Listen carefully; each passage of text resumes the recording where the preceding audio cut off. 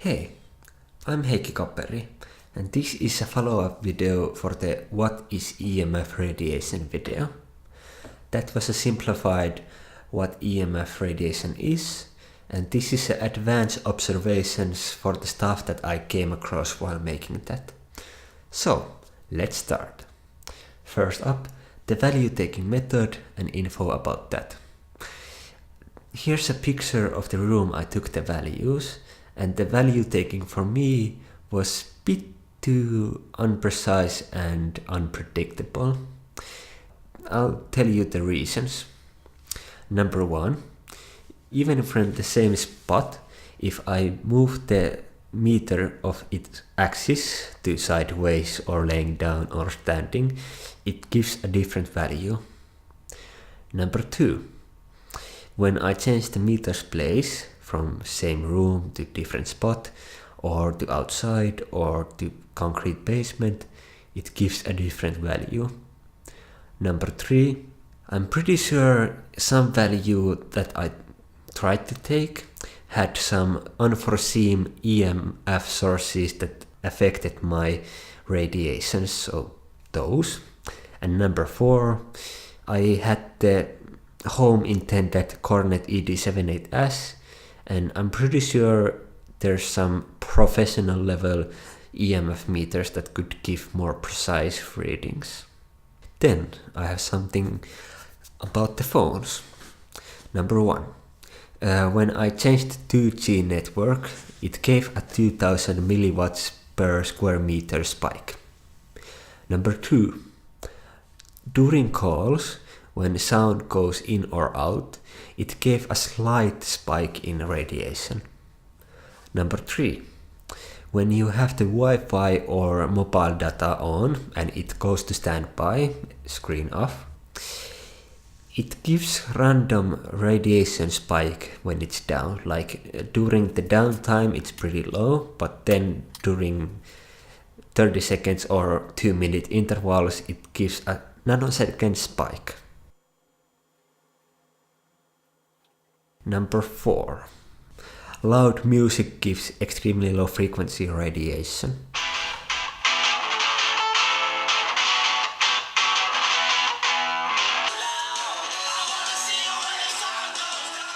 And I tried this with earplugs and headphones, and there too.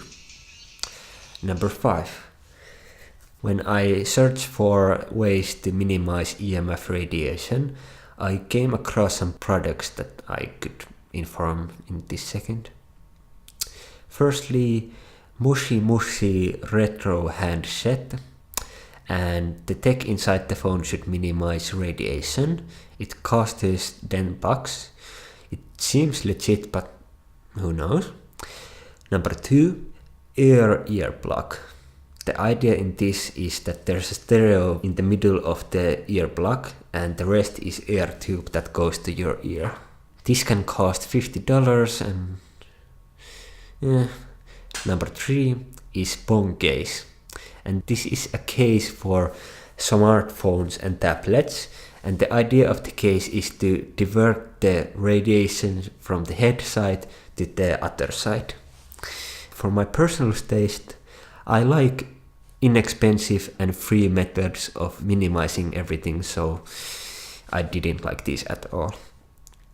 Number six, I tried to get internet to my phone. I have a Galaxy Note 2. I bought a Fujitsu LAN to USB adapter. Then I have a Samsung mini USB to USB adapter. And when I connected them, nothing. The Samsung adapter works with keyboard and mouse, so it's probably the Fujitsu LAN to USB adapter, and if it were Android certified it might have helped, but who knows.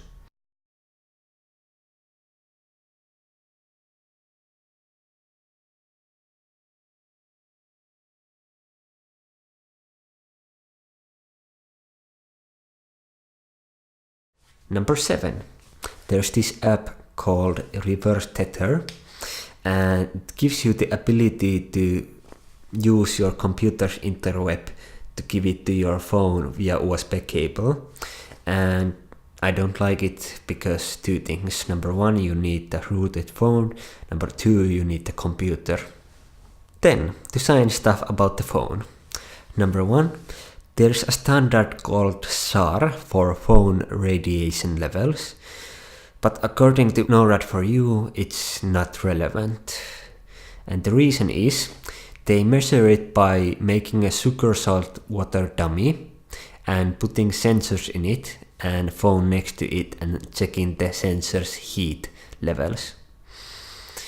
And the three reasons why this is unprecise is: one, the dummy is 100% sugar salt water, human brain is not. Number two, test has shown that the brain has hotspots that have 10 times more SAR levels than the dummy does. And number three, they measure the dummy's heat, and in humans that could already mean biological damage.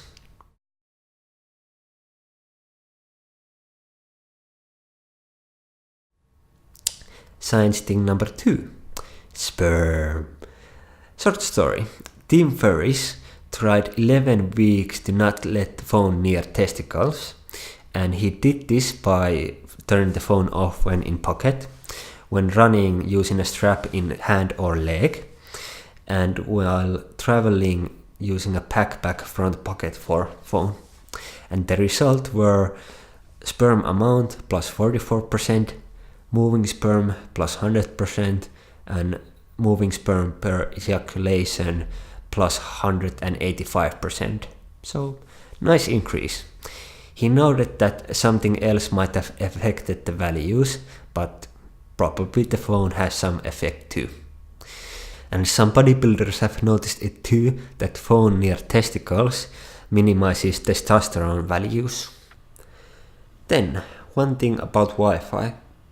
When I took the EMF values, I noticed that a better connection usually meant more radiation. Like, here's a comparison of 3G mobile data and Wi-Fi speed and radiation. Like, I'm not saying that it's the sole reason, but maybe part of the reason.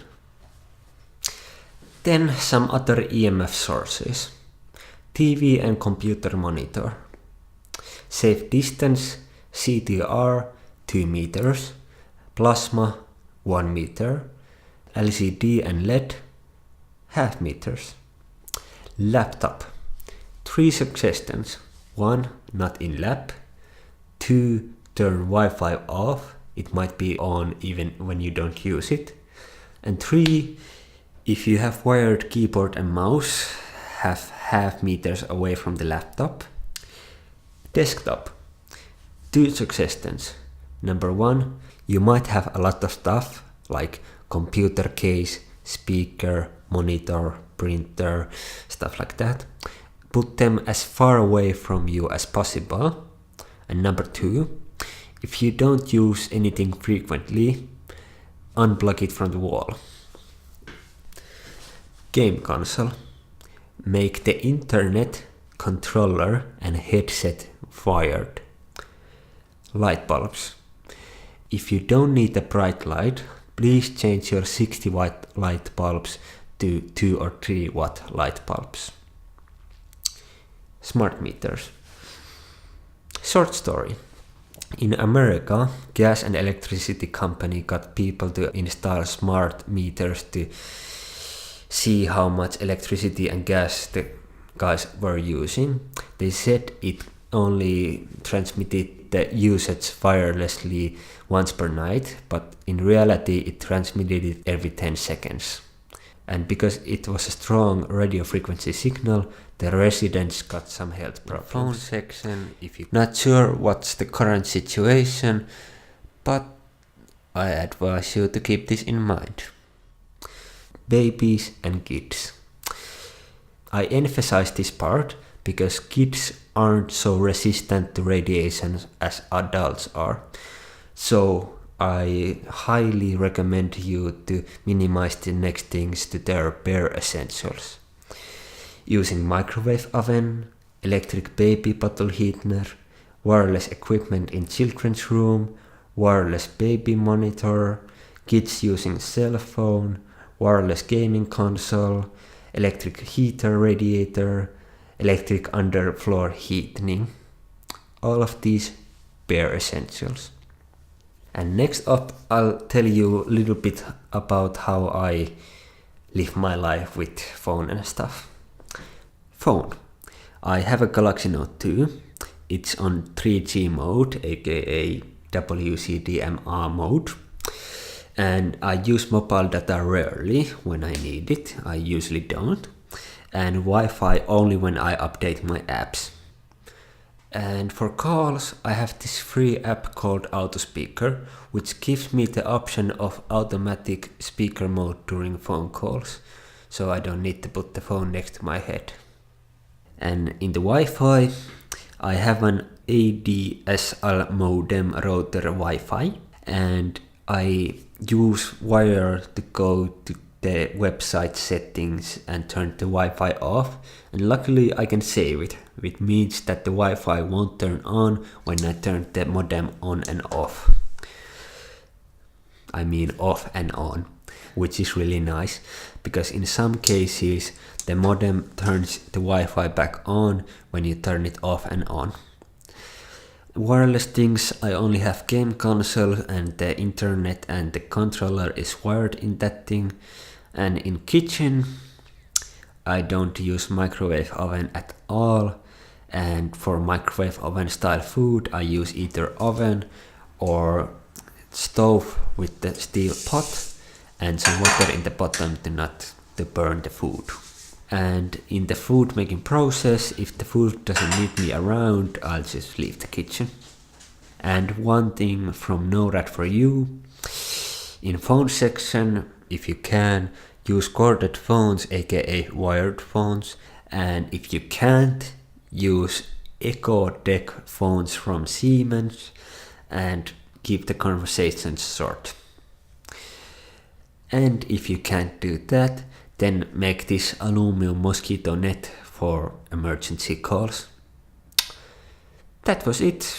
Hope it helped in quelling your thirst for curiosity, and later.